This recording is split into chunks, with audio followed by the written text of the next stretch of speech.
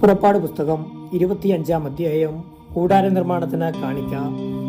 കർത്താവ് മോശയോട് അരുൾ ചെയ്തു, എനിക്ക് ഒരു കാണിക്ക സമർപ്പിക്കണമെന്ന് നീ ഇസ്രായേൽക്കാരോട് പറയുക. സ്വമനസ തരുന്നവരിൽ നിന്നെല്ലാം എനിക്കുള്ള കാണിക്ക നീ സ്വീകരിക്കുക. അവരിൽ നിന്ന് സ്വീകരിക്കേണ്ട കാഴ്ചദ്രവ്യങ്ങൾ ഇവയാണ്: സ്വർണം, വെള്ളി, ഓട്, നീലയും ധൂമ്രവും അരുണവുമായ നൂലുകൾ, നേർത്ത ചണത്തുണി, കോലാട്ടിൻ രോമം, ഊറക്കിട്ട മുട്ടനാടിൻ തോല്, നിലക്കരടിത്തോല്, കരുവേലത്തടി, വിളക്കുകൾക്കുള്ള എണ്ണ, അഭിഷേക തൈലത്തിനുള്ള സുഗന്ധദ്രവ്യങ്ങൾ, ധൂപത്തിനുള്ള സുഗന്ധവസ്തുക്കൾ, എഫോദും ഉരസ്ത്രാണവും അലങ്കരിക്കുവാനുള്ള ഗോമോദക വൈഡൂര്യ രത്നങ്ങൾ. ഞാൻ അവരുടെ ഇടയിൽ വസിക്കുവാൻ അവർ എനിക്ക് ഒരു വിശുദ്ധ കൂടാരം സജ്ജമാക്കണം. ഞാൻ കാണിച്ചു തരുന്ന മാതൃകയനുസരിച്ചായിരിക്കണം കൂടാരവും അതിലെ ഉപകരണങ്ങളും നിർമ്മിക്കുന്നത്. സാക്ഷ്യപേടകം. കരുവേലമരം കൊണ്ട് ഒരു പേടകം നിർമ്മിക്കണം. അതിന് 2.5 മുഴം നീളവും 1.5 മുഴം വീതിയും 1.5 മുഴം ഉയരവും ഉണ്ടായിരിക്കണം.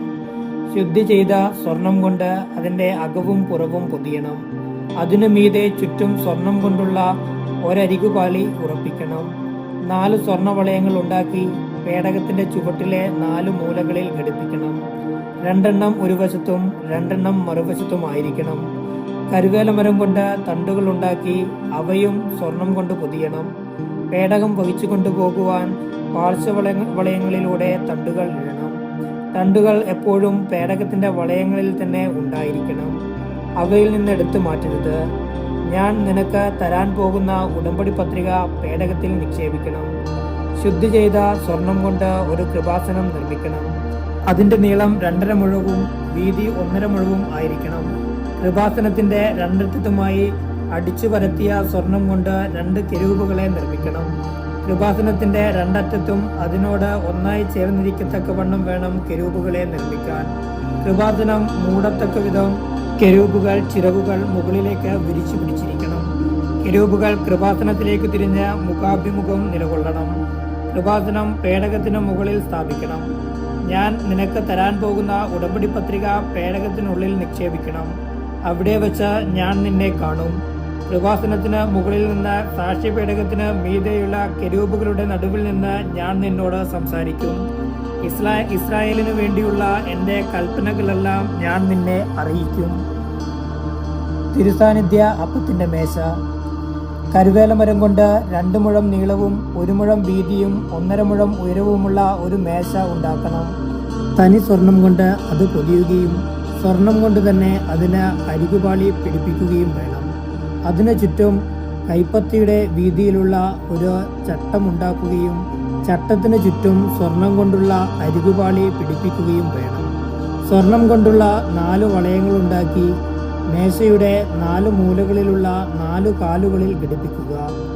വളയങ്ങളിലൂടെ തണ്ടുകളിട്ട് മേശ ചുമന്നുകൊണ്ട് പോകത്തക്ക വിധം വളയങ്ങൾ ചട്ടത്തോട് ചേർന്നിരിക്കണം. മേശ ചുമന്നുകൊണ്ട് പോകുവാനായി കരുവേലമരം കൊണ്ട് തണ്ടുകളുണ്ടാക്കി സ്വർണം കൊണ്ട് പൊതിയണം. താലങ്ങളും തളികകളും കലശങ്ങളും പാനീയ ബലിക്കുള്ള ചഷകങ്ങളും തനി സ്വർണം കൊണ്ടുണ്ടാക്കണം. തിരുസാന്നിധ്യത്തിന്റെ അപ്പം എപ്പോഴും എൻ്റെ മുൻപാകെ മേശപ്പുറത്ത് വച്ചിരിക്കണം. വിളക്കുകാൽ.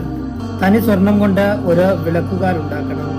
അതിന്റെ ചുവടും തണ്ടും ചഷകങ്ങളും മുകുളങ്ങളും പുഷ്പങ്ങളും ഒരേ സ്വർണത്തകടിൽ തീർത്തതായിരിക്കണം. ഒരു വശത്തു നിന്ന് 3 മറുവശത്തു നിന്ന് 3 എന്ന കണക്കിൽ വിളക്കുകാലിന്റെ ഇരുവശത്തുമായി 6 ശാഖകൾ ഉണ്ടായിരിക്കണം. ഓരോ ശാഖയിലും ബദാം പൂവിന്റെ ആകൃതിയിൽ മുകുളങ്ങളോടും പുഷ്പതലങ്ങളോടും കൂടിയ 3 ചഷകങ്ങൾ ഉണ്ടായിരിക്കണം. വിളക്കുതണ്ടിന്മേൽ ബദാം പൂവിന്റെ ആകൃതിയിൽ മുകുളങ്ങളും പുഷ്പതലങ്ങളും ചേർന്ന 4 ചഷകങ്ങൾ ഉണ്ടായിരിക്കണം. വിളക്കുകാലിൽ നിന്ന് പുറപ്പെടുന്ന 6 ശാഖകളിൽ ഓരോ ജോഡിയുടെയും അടിയിൽ ഓരോ മുകുളം എന്ന കണക്കിൽ 3 മുകുളങ്ങൾ ഉണ്ടായിരിക്കണം. അടിച്ചു പരത്തിയ തനി സ്വർണത്തിന്റെ ഒരേ തകിടിലായിരിക്കണം മുകുളങ്ങളും ശാഖകളുമെല്ലാം നിർമ്മിക്കുന്നത്. വിളക്കുതണ്ടിന്മേലും അതിന്റെ ശാഖകളിൽ മേലും വയ്ക്കുവാൻ വേണ്ടി 7 വിളക്കുകൾ ഉണ്ടായിരിക്കണം. അവ വിളക്കുകാലിന് മുൻപിൽ പ്രകാശം വീശത്തക്ക വിധം സ്ഥാപിക്കണം.